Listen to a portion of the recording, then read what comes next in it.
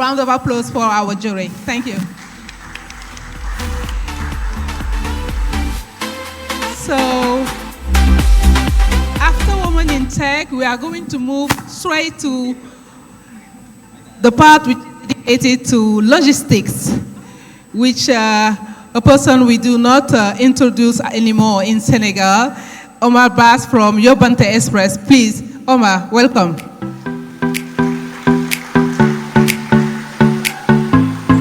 You can do the same for him as well.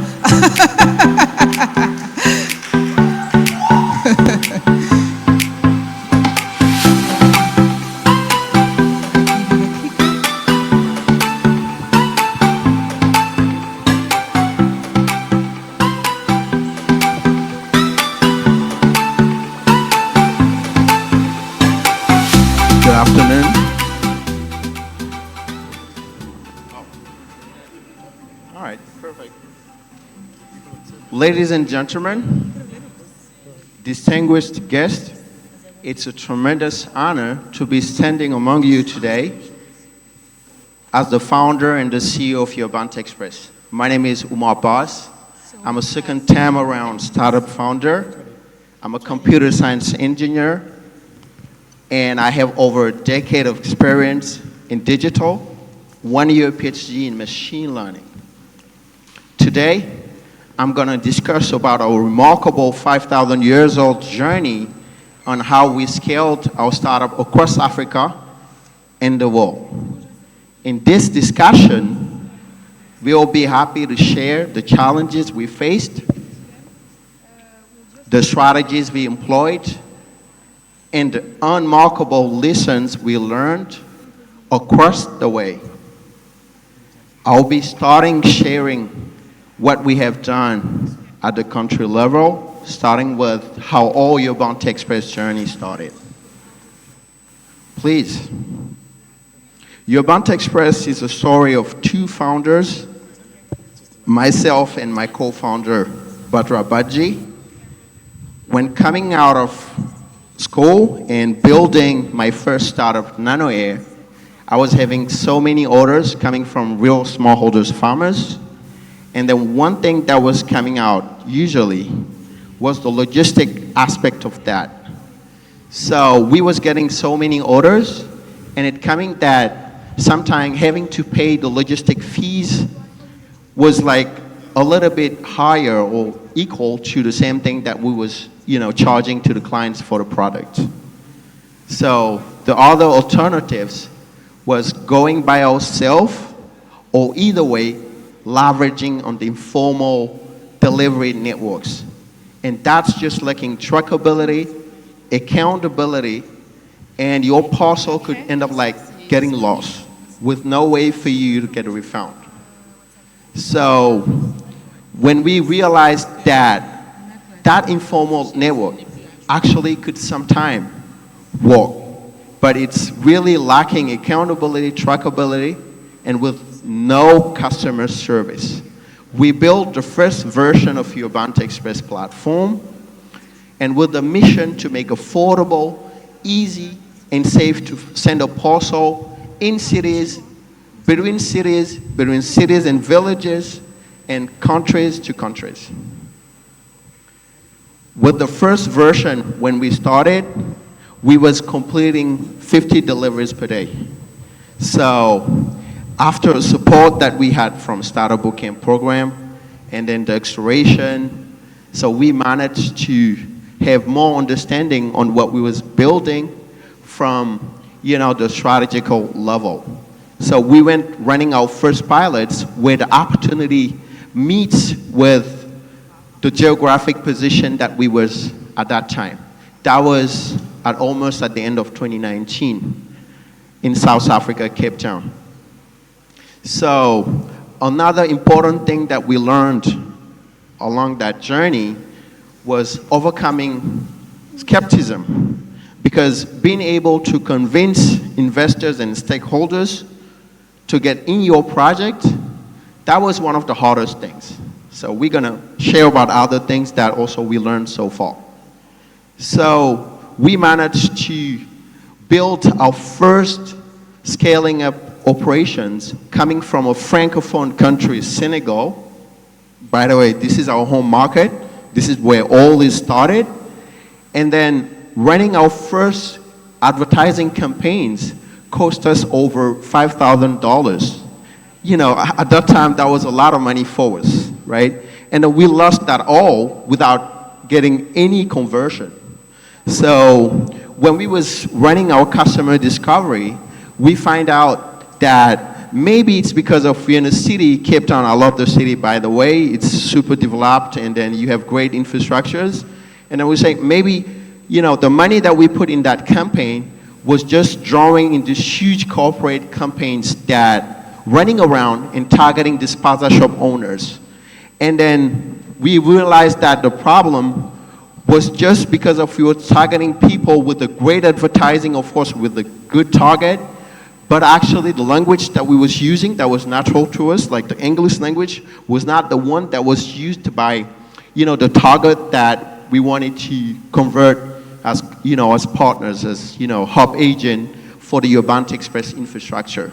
So once we learned that, you know, we switched the language to other languages, to Urdu language, Swahili, and Arabic. We managed to have the first conversions. And then that's one of the things. And then building and assembling a winning team. So being able to inspire other high-level local talents to join your product, that also one of the things that we are more proud of, taking it from an example of Zambia. So we went from looking for a talented entrepreneur that could help us build locally the Yobante Express brand in Zambia. So one of our connections was Mutuba and Goma. So that guy was literally building fuel and soap products out of jatropha seeds, right? And then he was on the Forbes under 30 list of African entrepreneurs to watch. So we were saying that might not be possible for us to get that type of talent at that early stage of, you know, what we was, of course we was demonstrating that in other countries. And then actually we realized that it's a long time now that he wanted to, you know, partner with Yobante Express. So now not only we have him, but we have other talented local entrepreneurs that are working with us, and the journey is just started at that point. So another key aspect of that is the penetration of the local market. So it's exactly the understanding of the local context. It's important. So what we're seeing, so many models from other startups, I'm not like showing them to the bus, but what I'm saying here is clearly extrapolating a European model or US model in Africa will not work if you don't take into consideration the local context. So with Yobante, we did bottom up. We went from that informal existing infrastructure to formalize and leveraging on a data-driven approach and using machine learning to connect the dots. So that's one of the things that also did the trick for us. And then another important thing that you might take into consideration is the understanding of how structural challenges, such as addressing, such as getting data that will help you understand more and build, you know, your company on top of those informations. So we definitely did some, you know, homeworks on that. First of all, getting access to the data on the markets was not easy because the only available data at that time in Senegal, for instance, even when we go back to, you know, our first months of operations, was from INSD. And then those data was only available for formal logistics companies. But for the informal network, there was not such information on it. And then when you go to the population level, people like are used more to the informal network of deliveries than the formal ones. So we did overcome that by doing our own market research. And then that pointed out that there is 4x more deliveries that are happening on the informal network than in the formal network. So, and another thing that is really important is building trust and reputation. Because getting your early client on board, we're happy to announce one of our first clients was Soreto, one of the first business clients. You know, one of the leading food processed company in Senegal. So what's happened was we had that great founder. I do recall when the US President Barack Obama came to Senegal, he just mentioned two people. The first one, I guess, you guys know him, Youssou N'Dour, and the other one was Awa Kaba. Awa Kaba is the founder of Soreto. So Awa was dealing with the logistics herself. I mean, she was dispatching her own orders, and she was completing the deliveries with her local stuff. So she wanted to learn more and understand more about her clients' needs and to get feedbacks on the product that she's selling. So the first time that we're trying to convince Awa to work with us, she was saying, this is what's important for us. And then understanding that connections and building a strong connection, and we went simply from being, hey, you could just test it out for a week at least, and if that's solving your problem, then here we go. And that's exactly what we did. And we're still happy to have Awa Kaba still as one of our over 600 business clients. And another important thing is being able to provide a solution that could solve, the local, needs. Another interesting point is being able to identify opportunities. So through research and analysis on the potential markets. Of course, that part, I really love that the most. It's being able to hire the best people and of course fire the idiots. And of course, so that's something that we're not talking much about, firing. We're always talking about hiring. But it's also something that you have to do in order to have the best people on your team. So another point is being pragmatic. So, one of the best definitions of being pragmatic was given by a Chinese leader, Mr. Deng Xiaoping, I guess. He said that if a cat is white or a cat is black, it doesn't matter. As long as the cat catches mice, it's a good cat. So being able to make the right decisions and being able to be pragmatic so that you could leapfrog and then test some assumption out, go to the market, and then learn from that. So another point is being able to navigate and to understand international regulations and legalities.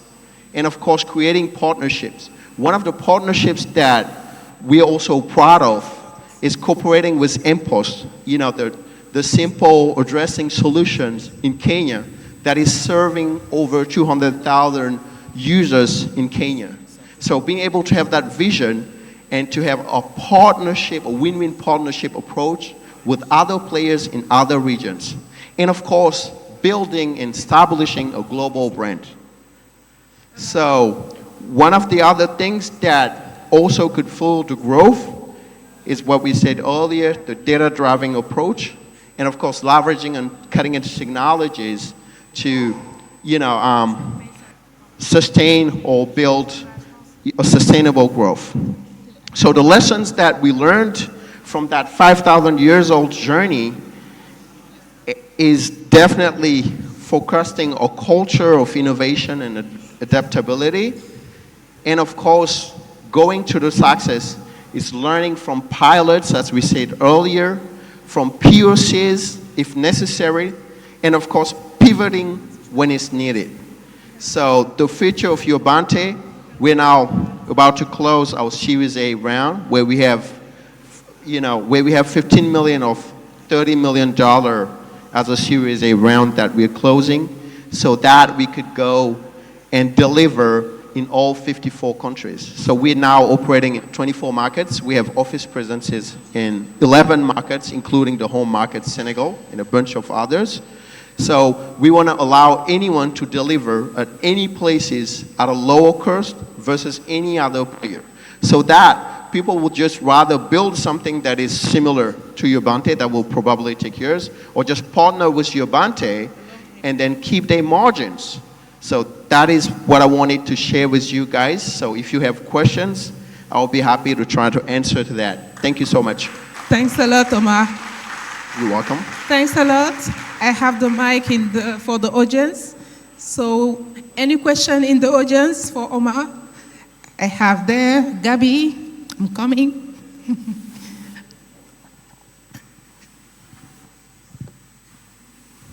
Hey, Oumar.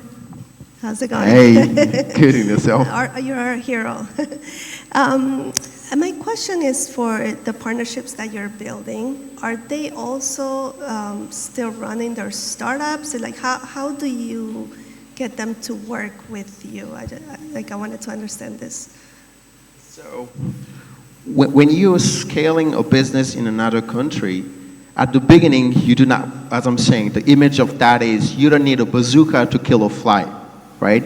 So, which means at the beginning, when you want to test some assumptions out, you don't need all that firepower in a single direction. So you'll be making so many efforts with, not acceptable results. So what we was looking for was someone that have enough credibility at the local level and someone that could solve problems locally when that happened. So the other things we will provide we will provide the support on marketing, we'll provide the support on strategy. We already have the tech. So we don't need much more than the local context understanding and someone that will solve the problem and someone that could build a local team that could, let's say tropicalize our brand at the local level so that when local support is needed, we could provide the general support from the HQ and then let, the local team directly interact with the clients and the providers. So that at that point, we just needed someone that don't need to be involved at 100% on the operations. It could be a founder that is already doing something else.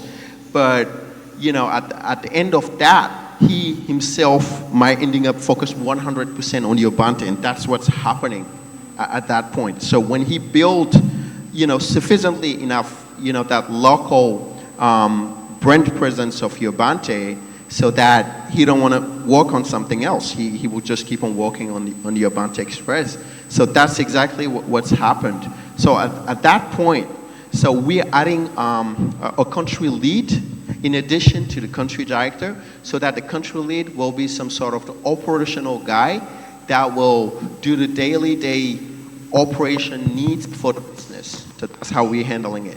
Interesting. Okay. Thank you. You're welcome. Thank you, Gabby. We have another question here. Thank you so much. My question is about something you talked about. It's about the context.